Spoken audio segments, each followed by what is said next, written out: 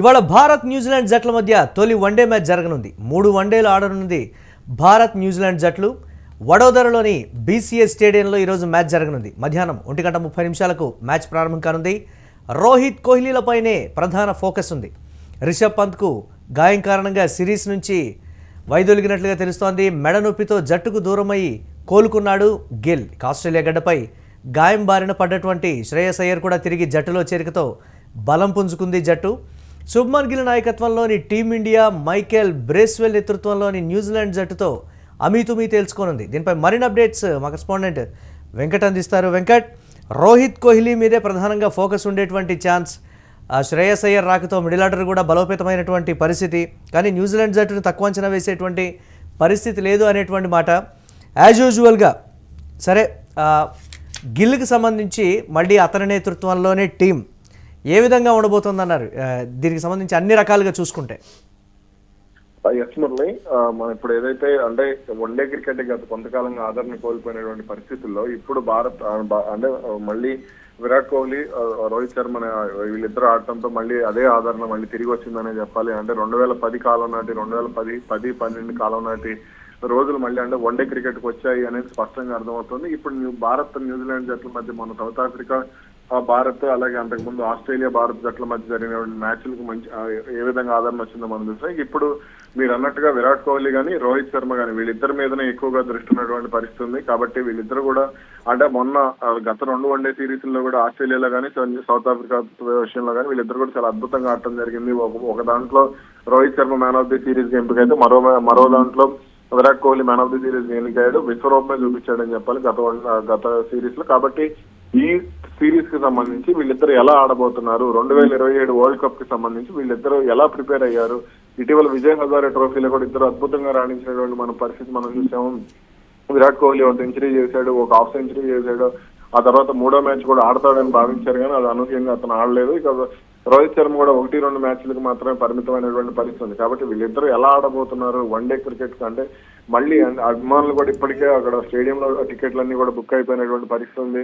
ఇక అంటే న్యూజిలాండ్ కు ఏ విధంగా అంటే గత ఏడాది టెస్ట్ సిరీస్ కి సంబంధించి న్యూజిలాండ్ 3 మ్యాచ్ల సిరీస్ లో వైట్ వాష్ చేసి వెళ్ళడం జరిగింది. కాబట్టి ఈ ఏడాది వన్డే సిరీస్ జరగనుంది. కాబట్టి ఎలా ఆడబోతున్నారు వీళ్ళు, ఏ విధంగా అంటే సిరీస్ ఉండబోతోంది అనేది అయితే కొంత ఉత్కంఠ అయితే కనపడుతుంది. అయితే అక్కడ న్యూజిలాండ్ కి సంబంధించి కొంత సీనియర్లు లేకపోవడం కూడా వాళ్ళకి మైనస్ గా కనపడుతుంది. అయితే ఇంకా కాన్వే గానీ, విల్ యంగ్ గానీ, హెన్రీ నికోలస్ గానీ, బ్రేస్వెల్ గానీ, కెప్టెన్ బ్రేస్వెల్ గానీ, Daryl Mitchell allrounder, batting allrounder అతను, అలాగే గ్లెన్ ఫిలిప్స్ అద్భుతమైనటువంటి ఫీల్డర్ కాదు. ఇంకా వీళ్ళు మాత్రమే కొంత అక్కడ కనపడుతున్నటువంటి బౌలర్లు. అదేవిధంగా ఇక జేమిసన్, ఫాస్ట్ బౌలర్ జేమిసన్ గానీ, అలాగే మనకు సంబంధించి బౌలర్ ఎవరైతే ఉన్నారో ఆదిత్య అశోక్, న్యూజిలాండ్ కి సంబంధించి ఆదిత్య అశోక్ ఆడుతున్నాడు. కాబట్టి వీళ్ళు కొంత అనుభవం తక్కువగా ఉన్నప్పటికీ కూడా కొంత ప్రభావం చూపించగలిగేటువంటి ప్లేయర్స్ మొత్తం కూడా వీళ్ళు అంటే అటు కేన్ విలియమ్సన్ లేకపోవడం, కీలక ఆటగాళ్లు ఒకళ్ళిద్దరు దూరం కావడంతో కొంత ఎటువంటి పరిస్థితులు ఉండబోతున్నాయి అనేది కూడా కొంత ఆసక్తిగా మారింది. ఆ టీమ్ సౌదీ రిటైర్మెంట్ తర్వాత న్యూజిలాండ్ బౌలింగ్ విభాగం బలహీన పడింది అనేది కూడా కొంత వినపడినటువంటి కామెంట్. కానీ ఆ తర్వాత మళ్ళీ వాళ్ళు గత ఏడాది చూసాం మనం జేమిసన్ గానీ వీళ్ళలో కొంతమంది బౌలర్లు కొంత ప్రభావం చూపించారు. స్పిన్ బౌలింగ్ లో కానీ, ఫాస్ట్ బౌలింగ్ లో, స్పిన్ బౌలింగ్ లో గ్లెన్ ఫిలిప్స్ గానీ, అలాగే Daryl Mitchell fast bowling allrounder వీళ్ళిద్దరూ కూడా మంచి ప్రభావం చూపించడం జరిగింది. అలాగే వీళ్లలో మనం మాట్లాడుకోవాల్సినటువంటి బ్యాటింగ్ ఆల్రౌండర్ అవుతారు నిక్కీ కేలీ, ఇతను ఫస్ట్ క్లాస్ క్రికెట్ లో అద్భుతమైనటువంటి ప్లేయర్. అలాగే బ్యాటింగ్ ఆల్రౌండర్ ఉన్నటువంటి జాష్ క్లార్క్సన్ కూడా వీళ్ళిద్దరు కూడా ఫస్ట్ క్లాస్ క్రికెట్ లో చాలా అద్భుతంగా రాణించినటువంటి ప్లేయర్స్. కాబట్టి వీళ్ళ మీద ఎక్కువగా న్యూజిలాండ్ హోప్స్ పెట్టుకుంది. ఇక మన భారత్ విషయానికి వస్తే ఖచ్చితంగా శుభ్మన్ గిల్, రోహిత్ శర్మ ఓపెనింగ్ చేసే అవకాశం కనపడుతుంది. ఇక ఎట్లా 3 డౌన్ కి సంబంధించి కోహ్లీ రంగంలో దిగనున్నాడు. అయితే ఇక్కడ శ్రేయస్ అయ్యర్, కేఎల్ రాహుల్ కి సంబంధించి బ్యాటింగ్ ఆర్డర్ ఎలా ఉండబోతోంది అనేది కొంత ఆసక్తి అయితే కనపడుతుంది. ఇక అటు రవీంద్ర జడేజా కూడా ఉన్నాడు కాబట్టి ఇటు వాషింగ్టన్ సుందర్ కి సంబంధించి చోటు దక్కుతుందా లేదా అనేది మరొకటి. అలాగే Nitish Kumar Reddy fast bowling allrounder కావాలి అనుకుంటే నితీష్ కుమార్ రెడ్డికి అవకాశం ఇస్తారా లేదా అనేది కూడా కొంత ఉంది. ఎందుకంటే హార్దిక్ పాండ్యా లేడు కాబట్టి ఖచ్చితంగా నితీష్ కుమార్ రెడ్డికి అవకాశం దక్కొచ్చు అనేది కూడా జరుగుతున్నటువంటి ప్రచారం. మరి దీనికి సంబంధించి ఏం జరగబోతుంది అనేది మనకు కాసేపట్లో తెలియబోతుంది. ఇక అయితే జట్టు కూర్పు విషయానికి వస్తే నా అంచనా ప్రకారం శుభ్మన్ గిల్ కెప్టెన్, అలాగే శ్రేయస్ అయ్యర్ వైస్ కెప్టెన్ గా ఉన్నాడు. అదే విధంగా విరాట్ కోహ్లీ, రోహిత్ శర్మ వీళ్ళిద్దరు జట్టులో ఉంటారు. అలాగే నితీష్ కుమార్ రెడ్డి, వాషింగ్టన్ సుందర్ వీళ్ళిద్దరు స్పిన్ బౌలింగ్ అంటే బరోడా పిచ్ కొంత స్పిన్ కు అనుకూలంగా కనపడుతుంది కాబట్టి కొంత వాషింగ్టన్ సుందర్కి అవకాశాలు ఇవ్వచ్చు అనేది కూడా ఉంది. అలాగే హర్షిత్ రాణాని ఎలాగో గంభీర్ జట్లో తీసుకుంటాడు. హర్షదీప్ సింగ్ మహమ్మద్ సిరాజ్ వీళ్ళిద్దరు కూడా బౌలింగ్ ఓపెన్ చేసే అవకాశాలే కనబడుతున్నాయి. యశస్వి జైస్వాల్ కొంత జట్టుకు దూరంగా ఉండే అవకాశాలు అయితే ఉన్నాయి. ఇక రవీంద్ర జడేజా దాదాపుగా జట్లో ఉండడం ఖాయంగానే చెప్పుకోవచ్చు. భారీ టార్గెట్ను కూడా కాపాడుకోవడంలో ఇటీవల బౌలర్లు విఫలమవుతున్నటువంటి పరిస్థితిని కూడా మనం చూస్తున్నాం. ఏంటి దానికి సంబంధించి ఏ విధంగా స్ట్రెంగ్తెన్ అయింది ఇప్పుడు ఈ వన్డేకి సంబంధించి సిరీస్కి? ఇక్కడ హర్షదీప్ సింగ్ మహమ్మద్ సిరాజ్ వీళ్ళిద్దరూ కూడా కొంత సీనియర్ బౌలర్లే. హర్షదీప్ సింగ్ అతను అంతర్జాతీయ మ్యాచ్లు తక్కువగా ఆడినప్పటికీ కూడా అతను ప్రభావం చూపించగలిగేటువంటి బౌలర్. ఇక మహమ్మద్ సిరాజ్ చూసాము, అతను కొంతకాలంగా జాతీయ జట్టుకి దూరం అయ్యాడు. ఇంగ్లాండ్ తో టెస్ట్ సిరీస్ తర్వాత అతను సరిగ్గా ఆడలేకపోయాడు.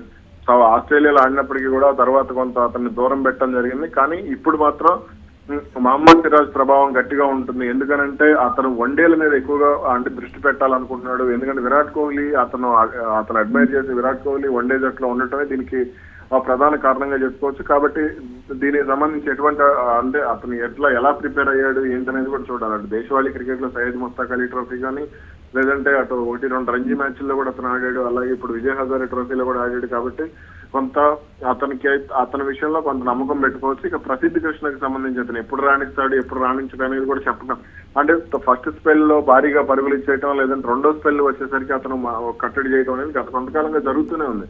కాబట్టి శుభ్మన్ గిల్ కి అత్యంత సన్నిహితుడు కాబట్టి ప్రసిద్ధ కృష్ణ దాదాపుగా జట్లో ఉండే అవకాశం కనపడుతుంది. ఇక హర్షిత్ రాణా ప్రభావం ఎలా ఉండబోతుంది అనేది కూడా కొంత చూడాలి. ఇతనికి సంబంధించే కొంత విమర్శలు అయితే ఉన్నాయి, కానీ గంభీర్ మాత్రం వెనకేసుకొస్తున్నాడు. అలాగే శుభ్మన్ గిల్ కూడా వెనకేసుకొస్తున్నాడు. కాబట్టి కొంత హర్షిత్ రాణా ఎలా రాణించబోతున్నాడు బౌలింగ్ విభాగాన్ని అనేది చూడాలి. మెడ నొప్పి నుంచి కోలుకున్న తర్వాత తిరిగి మళ్ళీ ఆడుతున్నాడు గిల్. సరే, కెప్టెన్సీ సంగతి పక్కన పెడితే అట్లీస్ట్ బ్యాటింగ్ అయినా ఈసారి చేస్తాడా, ఒక సెంచరీతో బదులిస్తాడా అనేది కూడా ఒక ప్రశ్నగా మారినటువంటి పరిస్థితి. అసలు దీనికి సంబంధించి ఫ్యాన్స్ కావచ్చు, అభిమానులు కావచ్చు, ఒకంత డిఫరెంట్గా విమర్శలు చేస్తున్నటువంటి పరిస్థితి ఉంది సోషల్ మీడియాలో. దీన్ని ఎలా చూడాలంటారు వెంకట్? ఇప్పుడు నేను చెప్తున్న మాట మీరు గుర్తుపెట్టుకోండి. మళ్ళీ తర్వాత ఫోనింగ్ లో మన ఇద్దరం ఇదే మాట్లాడుతున్నాం. శుభ్మన్ గిల్ ఈ సిరీస్ మొత్తం కూడా ఆడతాడు. ఎందుకనంటే స్వదేశీ పరిస్థితులు అతనికి అనుకూలంగా ఉంటాయి. కాబట్టి అతను దాదాపుగా 60-70% అతను పరుగులు చేయడానికి అవకాశం ఉంటుంది. T20లో దానికి తోడు న్యూజిలాండ్ బౌలింగ్ విభాగం బలంగా ఉండడం అతనికి కొంత కలిసి వచ్చేటువంటి అంశం. అతను ఎప్పుడు కూడా చిన్నపిల్లల మీద బాగా ఆడేటువంటి ఆటగాడు కాబట్టి ఖచ్చితంగా ఈ సిరీస్ లో అతను రాణించే అవకాశం ఉంది. అతను 3 మ్యాచ్ల్లో 3 సెంచరీలు చేసిన ఆశ్చర్యం లేదు. కాబట్టి అతను ఇది చూపించి శుభ్మన్ గిల్ ను అవసరమైతే ఇప్పుడు ఏదైతే అటు తిలక్ వర్మ గాయం నుంచి కొంత జట్టు నుంచి దూరం అయ్యాడో ఇప్పుడు ఇది చూపించి అతన్ని జట్టులోకి కూడా తీసుకునే అవకాశం ఉంది. కాబట్టి ఈ మ్యాచ్ ఫాస్ట్ గా ఆడే అవకాశాలు కూడా కనపడతాయి. మీరు మళ్ళీ మనం మాట్లాడుకుందాం, శుభ్మన్ గిల్ ఖచ్చితంగా ఈ సిరీస్ లో ఆడబోతున్నాడు. అందుకనే అతనికి కావాల్సినటువంటి విశ్రాంతి దక్కింది. సౌత్ ఆఫ్రికాతో ఫాస్ట్ బౌలర్లు వాళ్ళు లుంగిసాన్ ఎంగిడి కానీ వీళ్ళందరూ కూడా వాళ్ళలో జేమిసన్ కానీ వాళ్ళందరూ కీలక బౌలర్లు. కాబట్టి అక్కడ చాలా తెలివిగా గాయం నుంచి తప్పుకున్నాడు. కానీ పిల్లల మీద అయితే ఖచ్చితంగా అతను ఆడతాడు.